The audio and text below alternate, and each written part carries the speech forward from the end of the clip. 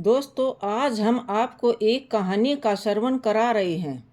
दोस्तों, किसी ने खूब ही कहा है, नारी नहीं नारंगी है, नारंगी नहीं सब रंगी है, ढके तो सब कुल को ढके, नहीं तो नंगी की नंगी है। दोस्तों, आज की कहानी है त्रिया चरित्र की। इस कहानी से आपको अपने जीवन में जीने के लिए ढेर सारी प्रेरणा मिलेगी। जो भी व्यक्ति इस कहानी को ध्यान से सुनता है, उसके जीवन में वह कभी भी धोखा नहीं खा सकता। इसलिए इस कहानी को ध्यान से सुने और हो सके तो इस कहानी पर जरूर अमल भी करें। और जो भी स्त्री इस कहानी को सुन रही है, वो इस कहानी को अपने ऊपर कभी ना ले। दोस्तों, एक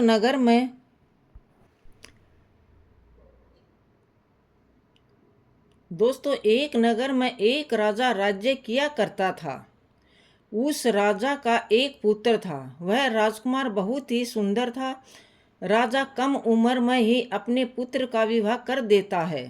राजा भी अब बूढ़ा हो चुका था। एक दिन राजा ने सोचा कि अपने राजकुमार को अब राजा बना देते हैं, क्योंकि उस राजा ने कई शादियां की थी और पहले के राजाओं में यही नियम था कि राजा जितने चाहे उतनी शादी कर सकता था। वह राजा अपने पुत्र को राजा बना देता है। उसकी शादी हो चुकी थी और एक नहीं, उस राजकुमार की 7 शादियां हो चुकी थी। अब उस राजकुमार की 7 रानियां थी।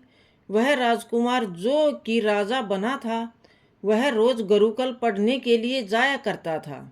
एक दिन की बात है, जब वह राजकुमार पढ़ने के लिए गुरुकुल जा रहा था, तो रास्ते में उसे एक पनिहारी मिली। उस पनिहारी ने राजकुमार से पूछा कि महाराज, आप रोज रोज कहाँ जाते हैं? उस पनिहारी की बात सुनकर राजकुमार कहता है कि मैं रोज पढ़ने के लिए, विद्या ग्रहण करने के लिए अपने गुरु के पास जाता हूँ। पनिहारी कहती है, वह तो बड़ी अच्छी बात है, लेकिन ये बताइए कि आपने त्रिया चित्र पढ़ा है कि नहीं? राजकुमार कहता है कि नहीं। पनिहारी कहती है कि आप त्रिया चरित्र जरूर पढ़ना। राजकुमार कहता है कि यह त्रिया चरित्र क्या होता है?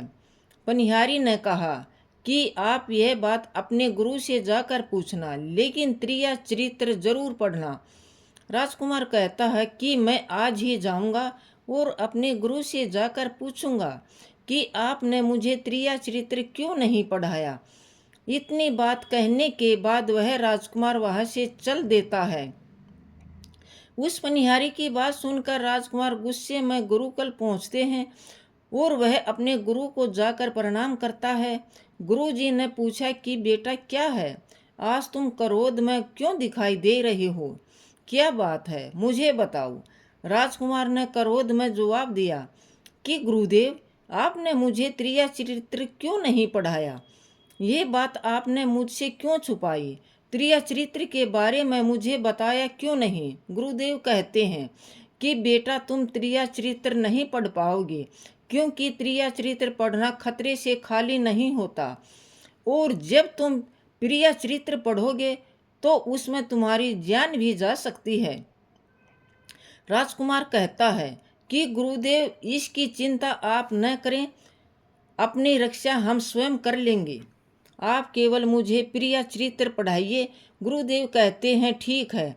अब राजकुमार गुरु से प्रिया चरित्र पढ़ने लगते हैं। प्रिया चरित्र पढ़ते पढ़ते राजकुमार को 1 साल हो गई, और जब 1 वर्ष हो गया तो गुरु ने उसे कहा, बेटा बेटा, अब तुम घर जा सकते हो और आराम से अपने राज्य को चला सकते हो। अब तुम्हें यहाँ आने की कोई आवश्यकता नहीं है। राजकुमार कहता है ठीक है गुरुदेव। राजकुमार जैसे ही जाने को होता है, गुरुदेव उसे रोक लेते हैं और कहते हैं, बेटा, मैं तुम्हें एक ऐसा यंत्र देता हूँ। यह यंत्र जब तुम अपने कानों में लगाओगे तो कोई भी तुम्हें पहचान नहीं पाएगा और तुम उसे पहचान लोगे। राजकुमार वह यंत्र अपने हाथों में लेता है और गुरुदेव के कहे अनुसार उस यंत्र को घर ले जाता है। और रात के 12 बजे आज ही रात में अपने महल से निकल कर जंगल की तरफ जाना और पूर्व दिशा की ओर जाना। और जब तुम पूर्व दिशा की ओर जाओ तो यह यंत्र अपने कान में लगा लेना और वहीं पर खड़े हो जाना। वह राजकुमार कहता है कि ठीक है गुरुदेव, मैं ऐसा ही करूँगा। उस यंत्र को लेकर राजकुमार अपने महल आ जाता है। जब रात के 12 बज जाते हैं तो उस राजकुमार की सातों रानियां सो जाती हैं। आधी रात के समय वह राजकुमार अपने हाथ में यंत्र लेकर महल से जंगल की तरफ चल देता है। वह राजा जंगल में पूर्व दिशा की ओर जाता है और वहां जाकर अपने कानों में उस यंत्र को लगा लेता है और वहीं पर खड़ा हो जाता है। थोड़ी देर बाद राजकुमार देखता है कि वही पनिहारी जो मुझे रास्ते में मिली थी, जिसने मुझे कहा था त्रिया चरित्र की पढ़ाई पढ़ो, वही पनिहारी एक थाली में खाना लेकर आधी रात्रि को जा रही है। वहाँ थोड़ी दूर पर एक संत अपनी कुटिया में रहते थे। वह पनिहारी संत के पास खाना लेकर जा रही थी। राजा ने देखा कि यह वही पनिहारी है जिसने मुझसे कहा था कि प्रिया चरित्र की पढ़ाई जरूर पढ़ना। लेकिन पनिहारी उस राजा को नहीं पहचान पाई क्योंकि राजा के कानों में यंत्र लगा हुआ था। यंत्र लगने की वजह से राजा किसी को भी पहचान नहीं सकता था। राजा को कोई भी पहचान नहीं सकता था। राजा ने अपने मन में सोचा कि चलो इसके पीछे चलते हैं कि यह आधी रात को भोजन लेकर संत की कुटिया की तरफ क्यों जा रही है, इसका क्या कारण है। अब तो राजकुमार भी उसके पीछे चल दिया। अब वह पनिहारी उस कुटिया में उस साधु के वहाँ पहुँचती है। वह साधु जादूगर था। राजा पीछे पीछे गया और वह राजा अपने आप को छुप कर देख रहा था कि वह पनिहारी और साधु अब क्या करेंगे। साधु ने उस पनिहारी से कहा कि अरे पनिहारी, पहले तो मुझे यह बताओ कि आज आने में इतनी देर कैसे लग गई। हाथ जोड़कर वह पनिहारी कहने लगी कि बाबा, मेरा गोना हो चुका है और हमारे पति हमें ले जाने के लिए आए हैं। हमें लेकर कल चले जाएंगे, इसलिए हमें उन्हें सुलाने में थोड़ी देरी हो गई और यहाँ आने में भी देरी हो गई। जब यह बात साधु को सुनी तो वह विवाह हो चुका है और इसका पति इसे लेने आया है। तो वह साधु कहता है कि पनिहारी, इसका मतलब है कि तुम अपने पति के साथ जाना चाहती हो, तो फिर तुम मेरे पास क्यों आई हो, चली जाओ यहाँ से। पनिहारी कहती है, नहीं बाबा, मैं आपके बिना नहीं रह सकती, मैं आपके बिना नहीं रह सकती। फिर साधु कहता है कि पनिहारी, इसके लिए तुम्हें एक काम करना होगा। साधु एक बड़ा चाकू निकालता है और उस पनिहारी को चाकू देते हुए कहता है, पनिहारी, इस चाकू से अपने पति की गर्दन काट कर यहाँ ले आओ और उस पति को मार दो जो हमारे तुम्हारे बीच दरार बना है। तब मैं तुम्हें रखूँगा, तुमसे विवाह करूँगा, तुम्हें अपनी पत्नी बनाऊंगा। बिना कुछ सोचे समझे वह पनिहारी चाकू ले लेती है और दौड़ती हुई अपने घर जाती है। उसका पति सो रहा था। वह जाकर अपने पति की गर्दन काट देती है और उसकी गर्दन को लेकर साधु के पास आती है और जो राजकुमार थे वे उसके पीछे पीछे उसका सारा कारनामा देख रहे थे। जब साधु ने देखा कि वह अपने पति को मार कर उसकी गर्दन यहाँ लेकर आई है, वह साधु को उस पर बहुत गुस्सा आया। साधु ने उसे लात मारी और कहा, भाग जा यहाँ से। जब तू अपने पति की नहीं हो सकी, जिसके साथ तूने फेरे लिए हैं, तू मेरी क्या होगी। जल्दी भाग जा यहाँ से। अगर तू मेरे पास दोबारा आई तो मैं तुझे जीवित नहीं छोड़ूंगा। साधु की ये बात सुनकर पनिहारी को ऐसा लगा जैसे उसके पैरों तले की जमीन खिसक गई। ये सब बातें राजा तक पहुंच जाती है कि एक पनिहारी ने अपने पति को मार दिया है। वह अपने पति की लाश को लेकर गांव के बाहर जाती है। उसका दाह संस्कार करने के लिए वह पनिहारी उसके पीछे रोती हुई चली जाती है। उधर राजकुमार भी वहां पहुंच जाता है। वह पनिहारी रोते चिल्लाते वहां पहुंचती है और कहने लगती है, मैं अब सती हो जाऊंगी। ये सब बातें सुनकर राजा को हंसी आ जाती है। राजा कहता है, प्रिया चरित्र जाने ना कोई, खास मार कर सती हुई। राजकुमार की यह बात कोई और नहीं समझ पाया, लेकिन पनिहारी समझ जाती है। पनिहारी कहती है, राजा साहब आप हमारे ऊपर ये बात क्यों कह रहे हैं? चलिए कोई बात नहीं, मैं सती हो जाऊंगी। पनिहारी कहती है, लेकिन जाते जाते मैं तुम्हें एक बात बताती हूँ। राजकुमार कहता है, क्या बात बताना चाहती हो? पनिहारी कहती है, राजा साहब आप जब चटाई पर बैठे तो उस चटाई को झाड़ कर बैठिएगा। राजा कहता है, पनिहारी क्या कह रही है? मैं तो राजा हूँ, मुझे चटाई पर बैठने की क्या आवश्यकता है? पनिहारी कहती है कि जब भी कोई नौबत आ जाए तो कोई चटाई बैठने के लिए कहे तो चटाई को झाड़ कर बैठना। और वो पनिहारी अपने पति के साथ सती हो जाती है। फिर वह राजकुमार अपने घर आ जाता है। दूसरी रात को भी वह अपने कान में वही यंत्र लगाकर जंगल की तरफ जाता है और क्या देखता है, उसकी सातों रानियां भी वहीं साधु के पास चली जाती हैं। जब राजकुमार सातों रानियों को उस साधु के पास देखता है तो उसके पैरों तले की जमीन खिसक जाती है और वह सोचने लगता है, ये क्या चक्कर है? इसमें एक रानी राजकुमार को देख लेती है, लेकिन वह राजकुमार को पहचान नहीं पाती है, क्योंकि राजकुमार के कान में जो यंत्र लगा हुआ था उनमें से एक रानी कहती है कि ये लड़का आज इतनी रात यहाँ क्यों खड़ा है? चल हमारी यह थाली लेकर इस कुटिया तक पहुँचा दे। उस राजकुमार का रहने का भी प्रबंध वहीं किया जाता है। सातों रानियां साधु को कहती है कि ये बच्चा हमें रास्ते में मिला था, इसलिए हम इसे साथ ले आए हैं। साधु उनकी बात को मान लेता है। वो कहता है, इस बालक की रुकने की व्यवस्था करा दो। जिस कमरे में राजकुमारी डटा था उसमें चटाई बची हुई थी। शिष्य कहता है, देखो भाई, आज तुम्हें इस चटाई पर ही सोना पड़ेगा। राजकुमार ने अपने मन में सोचता है कि आज वो नौबत आ गई है चटाई पर सोने की। राजा फिर कहता है, चलिए कोई बात नहीं, आज रात चटाई पर ही काट लेते हैं। राजकुमार जैसे ही चटाई पर बैठने वाला था, पनिहारी की बात याद आ जाती है। चटाई उठाई तो देखता है चटाई के नीचे बहुत बड़ा कुआं था। चलो आज पहले झाड़ ही लेते हैं, हो सकता है इसके पीछे कोई राज छिपा हो। जैसे ही राजा उस चटाई को झाड़ते हैं तो क्या देखते हैं, राजा ने देखा कि एक बहुत ही बड़ा भयानक कुआं है। राजा ने जब उस कुएं को देखा तो राजा के होश उड़ गए। राजा ने उस कुएं के अंदर झांक के देखा तो राजा के उसके अंदर बहुत सारे कैदी दिखाई दिए, जिन्होंने साधु ने उन्हें अंदर कैद करके रखा था। उन कैदियों में से एक आदमी ने राजकुमार को पहचान लिया। वह आदमी राजकुमार से कहता है, राजकुमार आप यहाँ कैसे आ गए? और कहता है, राजा साहब यहाँ से जल्दी भाग जाइए, नहीं तो आपको भी यही हाल हो जाएगा जो हमारा हुआ है। आप यहाँ फंस जाएंगे, आपको भी पकड़कर यही साधु इसी कुएं में डाल देगा। जितना हो सके जल्दी यहाँ से भाग जाइए।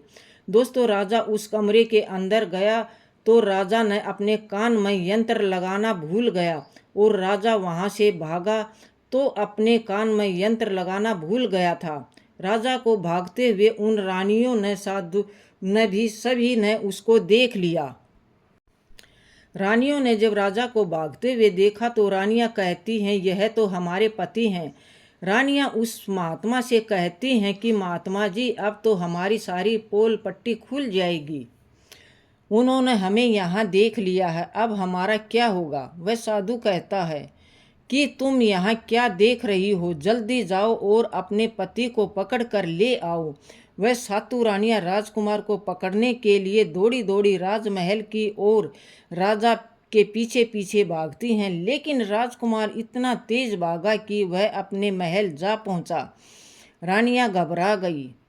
रानियां के तो होश ही उड़ गए। रानियां फिर वापिस उसी बाबा के पास आती हैं। और बाबा से कहती हैं कि महाराज अब तो हमारे पति हमें जीवित नहीं छोड़ेंगे, हम जैसे ही घर जाएंगे वह हमारी जान ले लेंगे। महात्मा आप हमें बचा लीजिए, कोई उपाय कीजिए। तब जाकर वह साधु उन रानियों को एक जादुई कील देता है और कहता है कि जब तुम महल जाओ तो अपने पति को बहला फुसला कर उसके माथे में ये कील ठोक देना। यह जादुई कील है, तुम्हारे पति को बकरी बना देगा और तुम सातों मिलकर उसे मार देना। बस उसकी कहानी खत्म हो जाएगी और तुम सातों रानियां बच जाओगी। सातों रानियां महात्मा के द्वारा बताए अनुसार कार्य करने को तैयार हो जाती हैं।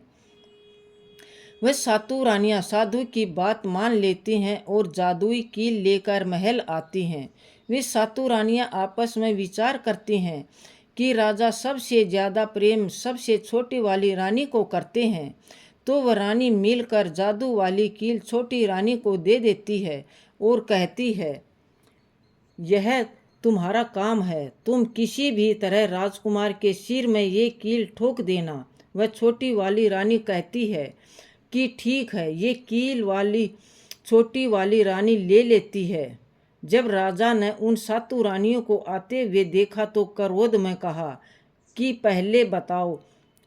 पहले तुम यहीं रुको, पहले मुझे बताओ कि रात को तुम उस साधु के पास कैसे गई थी। तो सातों रानियां हाथ जोड़कर कहती हैं, महाराज माफ़ कर दीजिए, हमें लगता है कि साधु बाबा ने हम पर कोई जादू टोना कर दिया था, इसलिए हमसे गलती हो गई है, हमें माफ़ कर दिए। ये बात सुनकर राजा उनकी बातों को मान लेता है, क्योंकि राजा छोटी रानी से बहुत प्रेम करता था। वह राजा भी सोचने लगता है कि शायद उस बाबा ने ही इन पर कोई जादू टोना किया होगा।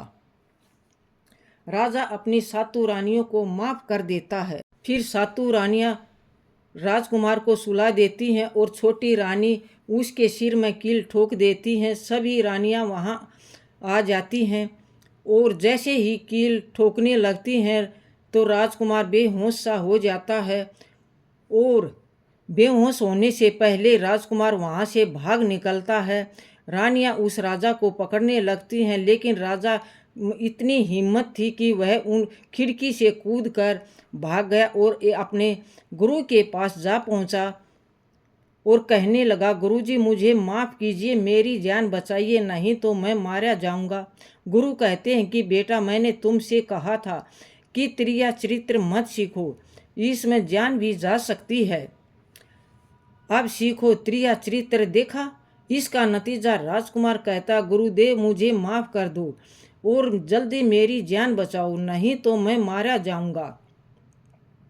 मेरी ही रानियों ने मेरे सिर में जादू कील ठोक दी है, जिसकी वजह से मैं बकरी बन चुका हूँ। राजकुमार कहता है, गुरुजी मुझे बचा लीजिए। गुरु ने जब ध्यान से देखा तो कहा कि यह जादुई कील है जो उस साधु ने दी है, मैं तुम्हें अब नहीं बचा सकता। राजकुमार कहता है कि गुरुदेव ऐसा मत कहिए, मैं आपका शिष्य हूँ, आपका कर्तव्य है मेरी जान बचाना। गुरु कहते हैं, ठीक है बेटा, मैं तुम्हें ज़रूर बचा लूँगा, लेकिन एक उपाय बताता हूँ। राजकुमार कहता है, क्या गुरुदेव? कि तुम्हें कोई तोता बना देंगे। जब तुम्हें तोता बन जाओगे तो राजकुमार सुखवाल के राज्य में चले जाना और वहाँ जाकर रहना, क्योंकि राजा सुखवाल के राज्य में उस साधु का जादू नहीं चलता है। वह राजकुमार कहता है, ठीक है गुरुदेव, आप हमें तोता बना दीजिए। वह गुरुदेव उसे तोता बना देते हैं और वह तोता बनने के बाद राजा सुखवाल के राज्य पहुंच जाता है। एक शहर के पास एक छोटा सा जंगल था, बहुत सारे तोते रहते थे। उस पेड़ पर वह भी तोता रहने लगा। तब वे सातों रानियां उस साधु के पास पहुंचती हैं और सारी बातें बताती हैं। साधु महाराज, हमारा राजा तो के सिर में हमने कील तो ठोक दी थी, लेकिन वो महल की खिड़की से कूद कर भाग गया वो हमारे हाथ नहीं लगा, अब तुम ही बताओ और हम क्या करें। साधु महात्मा कहते हैं अपना ध्यान योग करके देखते हैं, कहते हैं ये तो एक तोता बन गया है, अब ये सुखवाल के राज्य में रहता है। तुम सभी रानियां उस सुखवाल के राज्य में जाओ और वहाँ पर साथ ये घोषणा करा दो कि तोता पकड़कर जो भी लाएगा उसे 10 सोने के सिक्के देंगे। उस राज्य में जितने भी बहेलिया थे तोता पकड़ने के लिए चारों तरफ घूमने लगते हैं और तोता पकड़कर रानी के पास लेकर जाते हैं, 10 सिक्के लेकर आते हैं। धीरे धीरे ऐसे समय जो भी तोता लेकर आते और तो उसी तोते को वे रानियां मार देती। धीरे धीरे समय निकलता जा रहा था। उधर तोता बना राजकुमार वहां गया जहां सारे तोताओं से बहुत अच्छी दोस्ती होगी और बातें करते थे, उन्हें बहुत ज्ञान की बातें सुनाया करता था कि सभी तोते को लगा कि ये तोता तो बहुत समझदार है। सभी तोतों ने उस तोते को अपना राजा बना लिया और एक दिन बहेलिया उस तोते को पकड़ने के लिए राजा सुखवाल के राज्य में पहुंच जाता है और उसी पेड़ पर पहुंच जाता है जहां वह राजकुमार तोता बनकर छुप कर रहता था। जब उस बहेलिया ने सारे तोतों को देखा तो बहेलियों ने सोचा अगर हम इतने सारे तोते पकड़कर रानी के पास ले जाएंगे तो हमें बहुत सारे सिक्के मिल जाएंगे। वह बहेलिया सोचने लगा कि हम इन तोतों को पकड़ेंगे कैसे। जिस पेड़ पर तोते रहते थे बहेलिये ने उस पेड़ की डालियों को काट दिया, उसका गोंद वहां से निकलकर चारों तरफ फैल गया। सारे तोते वहां पर आकर बैठे के पेड़ की तरफ गोंद ही गोंद हो जाता है और बहेलिया सोचता है कि सारे तोते आएंगे और पेड़ पर बैठेंगे, सभी पेड़ की मैं चिपक जाएंगे और आसानी से उनको मैं पकड़ लूँगा। बहेलिया वही छुप कर देखने लगा और जब शाम हुई सारे तोते वापिस आए और तोते जैसे ही पेड़ पर बैठे सभी के पंजे उस पेड़ पर चिपक गए, क्योंकि पूरे पेड़ में गोंद ही गोंद लगा हुआ था। अब तो सारे तोते परेशान हो गए। उसमें से राजकुमार भी जो तोता बना हुआ था वही चिपक गया। सारे तोते राजकुमार से कहते हैं, क्योंकि सारे तोते राजकुमार को ही अपना राजा मानते थे, कहते हैं राजा साहब हमें आप ही बचा सकते हैं, कोई उपाय बताइए। तो राजकुमार कहता तुम बिल्कुल चिंता मत करो, बहेलिया आएगा, तुम ऐसा करना कि तुम सारे मर गए हो और जब सारे तोतों को पेड़ से छुड़ाकर नीचे फेंक दे तभी तुम उड़कर भाग जाना। सारे तोते उसकी बात मान लेते हैं और कहते हैं ठीक है। सुबह हुई, जैसे ही बहेलिया पेड़ के पास पहुंचा तो देखा सभी तोते ऐसे लटके हुए थे जैसे वह सभी मर चुके हैं। जब बहेलिया तोतों को देखता है और सोचता है कि अरे ये क्या हो गया, सभी मर गए हैं, बहेलिया पेड़ पर चढ़ा और उस पेड़ से छुड़ाकर नीचे फेंकने लगा। बहेलिये ने सभी तोतों को छुड़ाकर नीचे फेंक दिया, लेकिन जो राजकुमार था वह तोता बना हुआ था वहीं पर रह गया और नीचे जितने भी तोते थे वे सभी उड़कर भाग गए। बहेलिया ने सोचा अरे ये क्या हुआ, इस पर तो सिर्फ एक ही तोता है जो कि मरा हुआ लटका है और जितने तोतों को मैंने छुड़ाकर नीचे फेंका वह सभी उड़कर भाग गए। बहेलिया ने सोचा इसका मतलब सारे तोतों ने मिलकर मेरे साथ धोखा किया है। अब वह राजकुमार जो था, जो तोता बना हुआ था, फिर वहीं पेड़ पर लटका हुआ था। बहेलिया कहता है कि यह सब तुम्हारी चाल है, चलो अब मैं तुम्हें लेकर जाऊंगा और रानी के हाथ बेचूंगा और मुझे 10 सोने के सिक्के मिल जाएंगे। और इधर वह बहेलिया उस तोते को बेचने के लिए रानी के पास जाने लगता है। रास्ते में वह तोता उस बहेलिये से कहता है कि तुम मुझे कहाँ ले जा रहे हो। तो वह बहेलिया कहता है मैं तुम्हें बेचने के लिए रानी के पास जा रहा हूँ, अगर मैं तुम्हें वहाँ बेचूंगा तो मुझे 10 सोने के सिक्के मिलेंगे। वह राजकुमार कहता है कि मैं अगर तुम्हें 10,000 सोने के सिक्के दिलाऊं तो तुम मुझे नहीं बेचोगे। बहेलिया कहता है लेकिन मुझे 1,000 सोने के सिक्के कैसे दिलाओगे। वह तोता कहता है राजा सुखवाल के यहाँ एक बहुत बड़ा मेला लगता है, तो मुझे वहीं पर बेच देना। हाँ, और मेरी कीमत मैं स्वयं ही बताऊंगा। शाम हो जाती है, बाजार के सब अपना सामान बेचकर चले जाते हैं, लेकिन बहेलिया तोते को लेकर वहीं बाजार में बैठा रहता है। तो एक व्यक्ति उस तोते को खरीदने के लिए आता है, पूछता है कितना है इसका मूल्य। बहेलिया तोता अपना दाम स्वयं बताएगा। तो तोता अपना दाम इतना बता देता है कि कोई भी व्यक्ति उसे खरीद नहीं पाता। ऐसा करते करते शाम हो गई। तो बहेलिया इधर के राजा ने अपने सिपाहियों को आदेश दिया कि जाकर देखो किसी का सामान तो नहीं रह गया। राजा के सिपाही आए और देखा बहेलिया तोता लेकर वहीं बैठा है। तोते ने जो उन्हें 1000 सोने के सिक्के देगा वह ही मुझे खरीद पाएगा। तोते की बात सुनकर सैनिक सोच में पड़ जाते हैं और सोचते हैं, अरे ये तोता तो अपनी कीमत खुद बताता है। वे सिपाही राजा के पास जाते हैं और राजा को सारी बातें बताते हैं और कहते हैं कि राजा, एक बहेलिया एक तोता लेकर वहाँ बैठा है, लेकिन वह तोता अपना मूल्य स्वयं बताता है। वह इतना महंगा बताता है, शायद इसलिए उसे कोई खरीद नहीं सका। राजा सिपाहियों से पूछता है कि तोता अपना मूल्य कितना बता रहा है। तो सिपाही कहते हैं कि अपना मूल्य 1000 सोने के सिक्के बता रहा है।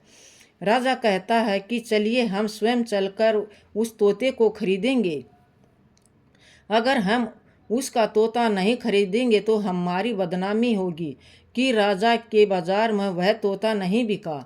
राजा अपने रथ में सवार होकर बाजार पहुंचता है और बहेलिए से कहता है, बहेलिया इसका क्या मोल है। बहेलिया हाथ जोड़कर कहता है, राजा साहब अपना मोल तोता स्वयं बताता है। वह राजा फिर तोते से पूछता है तो तोता कहता है कि राजा साहब जो इन्हें 1000 सोने के सिक्के देगा वही मुझे खरीद पाएगा।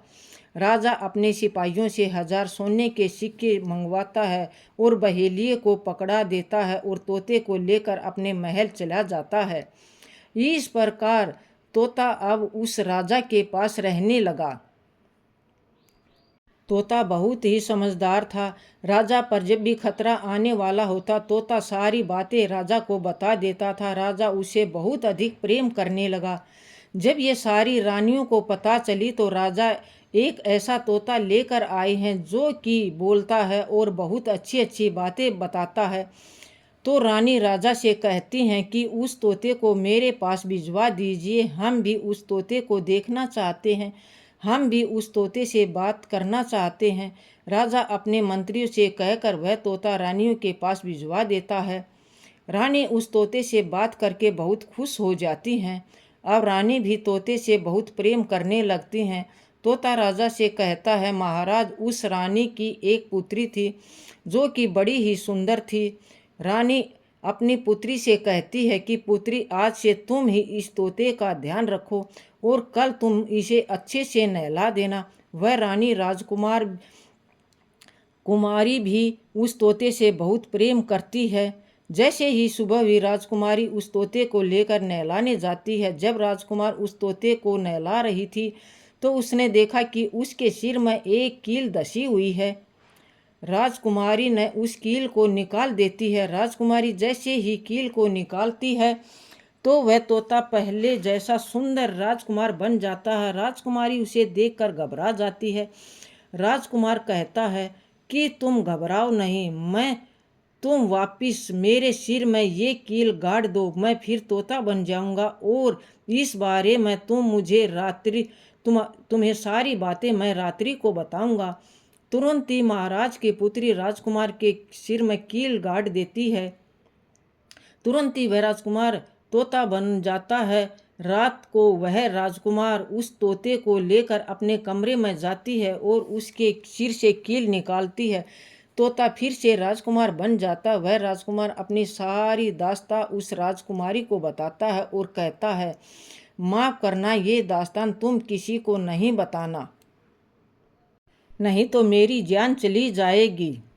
इस तरह सुबह होती तो उसमें कील ठोक देती और रात होती तो उसकी निकाल देती। ये सिलसिला बहुत दिनों तक चलता रहा है। राजकुमार और राजकुमारी में बहुत गहरी दोस्ती हो जाती है। राजकुमार से प्रेम हो जाता है। इधर क्या होता है, तोते बने राजकुमार की 7 रानियां थी। अब तक बहुत सारे तोते पकड़कर मरवा चुकी थी, लेकिन जो राजकुमार तोता बना हुआ था वह उन्हें नहीं मिला था। सातु रानियां अब साधु बाबा के पास जाती हैं। बाबा, हमारे पति तो अभी तक हमें नहीं मिल सके, अब क्या करें, कैसे मारे। वह साधु फिर अपनी पोटली खोल कर देखता है कि राजकुमार अभी तक तोता बनकर राजा सुखवाल के घर में रह रहा है। वह साधु उन सातु रानियों से कहता है कि तुम एक काम करो, तुम नृत्य कला सीखो, हम सभी मिलकर उस राजा के घर नृत्य कला करने जाएंगे, और जब राजा हम पर प्रसन्न हो जाएंगे और हमें कुछ मांगने को कहेंगे, हम उस तोते को ही मांग लेंगे और फिर आसानी से उसे मार देंगे। धीरे धीरे समय बीतता गया। साधु तबला बजाता और सातु रानियां नृत्य कला कर सीखती। वह पूरी तरह नृत्य कला सीख चुकी थी। अब साधु को लगा कि हम सफलता प्राप्त कर सकते हैं और उस तोते को उस राजा से मांग सकते हैं। वह साधु का भेष बदलकर सातु रानियों को नृत्य कला वाली स्त्री बनाकर राजा सुखवाल के दरबार पहुंच गया। राजा उन साधु से पूछता है कि आप कौन हैं, क्योंकि राजा सुखवाल को गाने बजाने का बड़ा शौक था। उधर साधु अपना गाना बजाना शुरू करता है। जब उसके गाने बजाने की आवाज़ तोते के कानों में पहुंची तो तोता समझ गया कि वह साधु हमारी सातु रानियों को लेकर भेष बदल कर यहाँ आ गया है और हमारी जान नहीं बच पाएगी। जब रात हुई तो राजकुमारी उस तोते को लेकर अपने कमरे में जाती है। उस तोते के सिर से कील निकालती है और वह तोता राजकुमार बन जाता है। वह राजकुमार सारी बातें राजकुमारी को बताता है। कहता है कि देखो, जो ये गाने बजाने वाले आए हैं यही वही साधु है। यह गाने बजाने से राजा को खुश कर देगा और बदले में मुझे मांग लेगा और ये ले जाकर मुझे मार देगा। वह राजकुमार कहता है कि सुनो राजकुमारी, जब राजा बोले कि तोते को लेकर आओ तो तुम मुझे मत देना। जब राजा स्वयं ही मुझे लेने आए तो तुम भी मुझे मत देना। कह देना कि इस तोते को नहीं दूंगी, और जब राजा ना माने तो जिद करके मुझसे मांगे तब भी तुम गुस्से में आकर पिंजरे को फेंक देना। उसके बाद मैं अपना रास्ता स्वयं ढूंढ लूँगा, वो पिंजरा टूट जाएगा और मैं स्वयं उड़ जाऊँगा। रात को गाना बजाना हुआ तो राजा खुश होकर उन्हें कहते हैं, मांगो, क्या मांगना चाहते हो। वह साधु कहता है कि जो आपके पास तोता है, आप कुछ दिनों पहले ही खरीदे हैं, वह तोता आप मुझे दे दो। राजा कहता है ठीक है। राजा अपने मंत्री को आदेश देता है कि जाओ उस तोते को लेकर आओ। वह मंत्री राजकुमारी के पास पहुंचता है और कहता है, राजकुमारी कहती है मैं तोते को नहीं दूंगी। मंत्री कहता है देखिए, आप जिद मत कीजिए। राजकुमारी कहती है कि तुम जाओ और मेरे पिताजी को यहाँ भेज दो, वह आकर इसे ले जाएंगे। मंत्री राजा को जाकर सारी बात बताता है। राजा स्वयं आता है उस तोते को लेने के लिए। वहाँ राजा जाकर कहता है कि बेटी, ये तोता मुझे दे दो, यह नृत्य कला वाले को देना है जो रात भर यहाँ गाना बजाना किए हैं, यह उन्हें देना है। तो राजकुमारी कहती है कि पिताजी, ये तोता नहीं दूंगी। राजा क्रोध में आकर कहने लगा, बेटी ये कैसी बातें कर रही हो, इसे देने का मैंने वादा किया है। जब राजकुमारी ने राजा को क्रोध में देखा तो राजकुमारी को भी गुस्सा आ गया और राजकुमारी गुस्से में पिंजरे को जमीन पर पटक देती है। जैसे ही वह पिंजरा जमीन पर गिरा वह टूट जाता है। तोता था वह सरसों का दाना बन गया और देखते ही साधु तुरंत कबूतर बन जाता है और उस दाने को चुगने लगता है। वह सरसों का दाना एक नाली में गिर जाता है। जैसे ही वह दाना नाली में गिरता है वह राजकुमार बाज बन जाता है और एकदम कबूतर पर झपटता है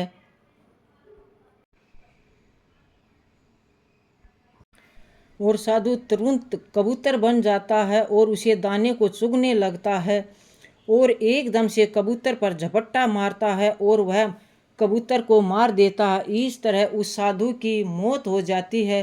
राजा ये सब देखकर आश्चर्यचकित हो जाता है। वह बाज उस कबूतर को मारकर फिर से तोता बन जाता है और राजकुमारी उस तोते के सिर से कील निकाल देती है और फिर फिर से वह तोता राजकुमार बन जाता है। वह राजकुमारी अपने पिता को सारी बातें बता देती है। वह राजकुमार कहता है, राजा साहब, मैं एक राजा हूँ और आपकी बेटी से प्रेम करता हूँ। मैं इसे शादी करना चाहता हूँ। राजा ने अपनी पुत्री का विवाह उस राजकुमार के साथ कर दिया और राजकुमारी बड़ी उसके साथ खुशी खुशी रहने लगी।